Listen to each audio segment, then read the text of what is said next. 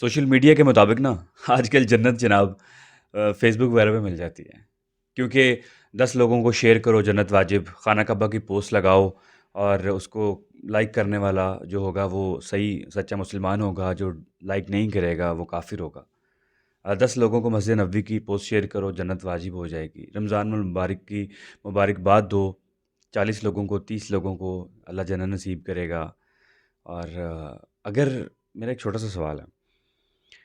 اگر جنت شیئر کرنے سے ہی ملتی تو نماز کس لیے ہے، حج کس لیے ہے، روزے کس لیے ہیں، زکوٰۃ کس لیے ہے، خیرات کس لیے ہیں، نیک کام کس لیے ہیں، دوسروں کی مدد کرنا کس لیے ہے؟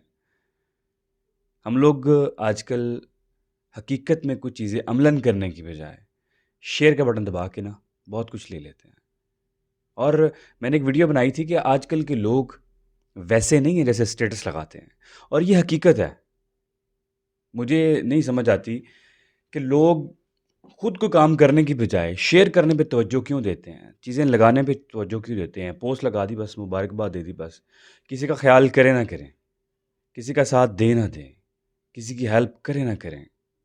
لیکن شیئر کر دیں گے، مبارکباد دے دیں گے، اپنی لائف میں مصروف ہوں گے، بس وہ فارورڈ کا بٹن پریس کریں گے اور جناب سب کو مبارکباد چلی جائے گی اور آپ پہ جنت واجب ہو جائے گی۔ اتنی آسان ہے جنت لینا، حساب کتاب نامہ اعمال کھولے جائیں گے، دیکھا جائے گا، پلڑے دیکھے جائیں گے، گناہ کتنے ہیں، ثواب کتنے ہیں، حق کس کا کھایا ہے، کون سے حق ادا کیے ہیں، سارا کچھ دیکھا جائے گا۔